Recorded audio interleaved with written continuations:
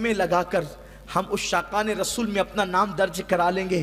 ہم یہ سمجھتے ہیں صرف جلوس نکال کر عاشقان رسول میں اپنا نام درج کرا لیں گے. قمقمے لگاتے ہو لگاتے رہنا, جھنڈیاں لگاتے ہو لگاتے رہنا, جلوس نکالتے ہو نکالتے رہنا, جلسے کرتے ہو کرتے رہنا, لیکن کبھی حضور کے دل کا بھی تو خیال کرو, میرے آقا صلی اللہ علیہ وسلم کے دل کا بھی تو خیال کرو. حضور علیہ السلام کے قلب انور کو کتنی تکلیف ہوتی ہوگی جب کوئی اپنے چہرے سے داڑھی منڈا کر گٹر میں پھینک دیتا ہوگا. آقا کے دل پر کیا گزرتی ہوگی جب کوئی نوجوان زنا کے اڈے پر جا کر کسی کی عصمت کو تار تار کرتا ہوگا. حضور کے قلب انور پہ اس وقت کیا گزرتی ہوگی جب رات کے 3 بجے تک ہم اپنے کانوں میں ایئر فون لگا کر گانے اور میوزک سن رہے ہوتے ہوں گے. میرے پیارے آقا علیہ السلام کے پیارے دیوانوں, سچی بات تو یہ ہے, اپنی بات کو مکمل کرتے ہوئے کہہ دوں, جس دل میں عشق رسول ہوتا ہے اس دل میں گناہ کی محبت نہیں ہوتی. 2 محبتیں ایک دل میں ایک ساتھ جمع نہیں ہوتی. ہمیں احتساب کرنا ہوگا. اگر دل میں گناہ کی محبت ہے تو عشق رسول میں کہیں نہ کہیں کمی ضرور ہے. اگر سچا مکمل عشق رسول, کامل عشق رسول ہو تو یقیناً دل سے گناہ کی محبت نکل جائے گی, دل سے گناہ کی محبت باہر ہو جائے گی, دل میں گناہ کی نفرت پیدا ہو جائے گی. اس کے ثبوت میں ایک تاریخی واقعہ عرض کروں, اس کو دل کے کانوں سے سننا. ایک مرتبہ کا واقعہ ہے, ایک شخص تھے مکہ مکرمہ میں, ان کو لوگ فضالہ کے نام سے جانتے تھے. یہ جو جوان تھا فضالہ, اس جوان کو لوگوں سے ہنسی مذاق کرنے کا بڑا شوق تھا. اکثر لوگوں کے یہ منہ لگے رہتے تھے فضالہ اور ہنسی مذاق کرتے تھے. اور اسی ہنسی مذاق میں ایک ایسی لڑکی سے بھی دل لگی کرتے تھے کہ جس کا گھر مسجد حرام کے آس پاس ہوتا تھا, اور ان کی عادت تھی کہ جب وہ کعبے کے طواف کے لیے جاتے تو جاتے ہوئے بھی اس لڑکی کے گھر بیٹھتے, اور جب کعبے کا طواف کر کے نکلتے تو بھی اس لڑکی کے گھر بیٹھتے اور ہنسی مذاق کرتے. ایک دن فضالہ اس لڑکی کے گھر جاتے ہوئے اس سے ہنسی مذاق کرتے ہیں اور پھر مسجد حرام میں داخل ہوتے ہیں. جب مسجد حرام میں داخل ہوتے ہیں تو مسجد حرام میں داخل ہونے کے بعد وہ کیا منظر دیکھتے ہیں کہ ایک بہت خوبصورت شخصیت ہے, حسن جمال کا مجسم, وہ کعبے کے طواف میں مصروف ہے. فضالہ نے دیکھا اور دیکھ کر وہ حسن دل کو بھا گیا, اور آنکھوں کے راستے وہ حسن دل میں اتر گیا.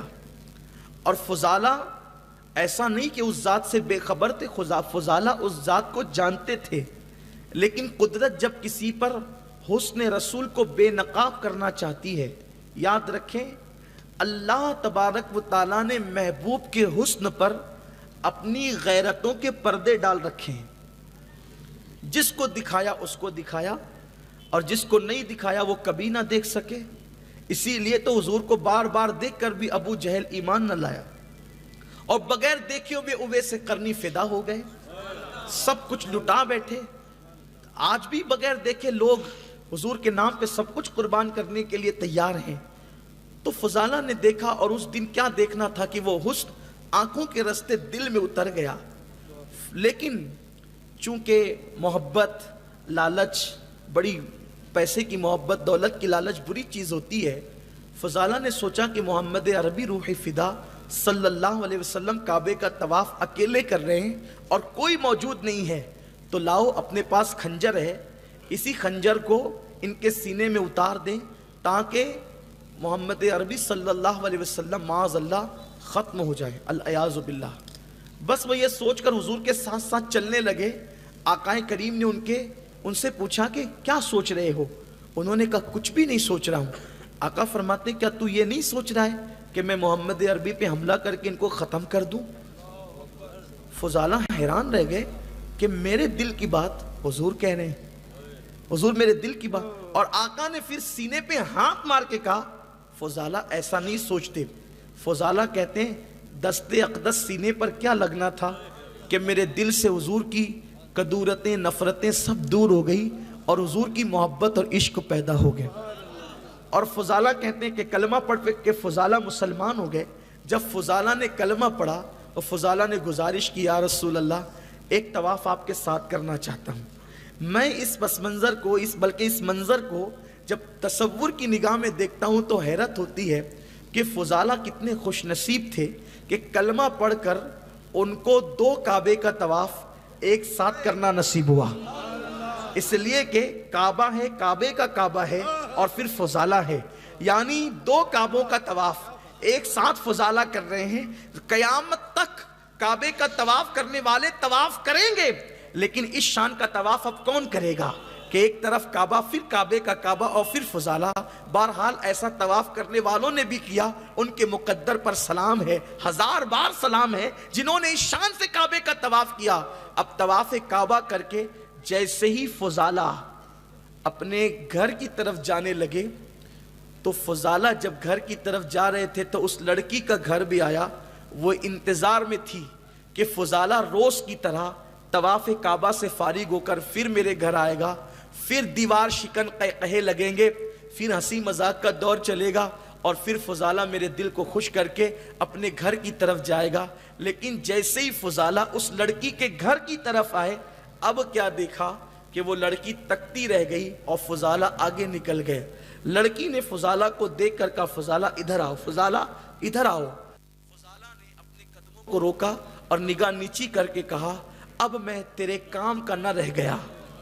फुजाला कहते हैं, अब मैं तेरे काम का न रह गया। लड़की ने कहा, क्यों? जाते वक्त तो कोई तौहीन हो गई, कोई बेअदबी हो गई, कोई खता हो गई, कोई लग्जिश हो गई, क्या हुआ? आप आते नहीं। फुजाला कहते हैं, जब तक हकीकी हुस्न से निगाहें न मिली थी, तेरे हुस्न का दिल डाला था। जब दिल मालिके दिल को दे बैठा तो अब तुझे क्या दे सकता हूं, अब किसी को क्या दे सकता हूं। मेरे प्यारे आका सल्लल्लाहु अलैहि वसल्लम के प्यारे दीवानों, चंद सेकंड की मोहब्बत रसूल ने फुजाला की जिंदगी में इनकलाब पैदा किया, दिल की दुनिया को ज़ेरो ज़बर कर दिया।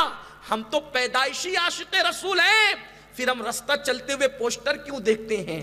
हम तो पैदाइशी आशिक रसूल हैं, रातों को हम मोबाइल में जिना के मनाजिर क्या देखते हैं और क्यों देखते हैं? हम तो पैदाइशी आशिक रसूल हैं, 3-3 घंटे बैठ करके सिनेमा के क्या मनाजिर देखते हैं? पता चला जहां हकीकत में इश्क रसूल आता है, फिर फुजाला जैसा हर मोहब्बत से हाथ धो लेता है और उन्हीं का होकर के रह जाता है। ऐ दीवानगान इश्क रसूल, सुन्नी दावत इस्लामी के इज्तिमा में आने वालों, उलमाए अहले सुन्नत की इस अजीम शान महफिल में आने वालों, जरा टटोलो तो सही, वाकई हमारे दिलों में मोहब्बत भी है, हमारे दिलों में प्यार भी है, हमारे दिलों में इश्क भी है। अरे जिनको मोहब्बत होती है वो तो एक लम्हे के लिए भी महबूब की गली से निकलना नहीं चाहते, हर वक्त तसव्वुरात में, ख्यालात में, तखय्युलात में वो महबूब की गली को, बामो दर को रखते हैं, रोज़े रसूल को रखते हैं। हम कैसे उशाक हैं, हमें तो कभी कई कई बरस तक, कई कई दिन तक, कई कई महीने तक हुजूर अलैहिस्सलाम की याद भी नहीं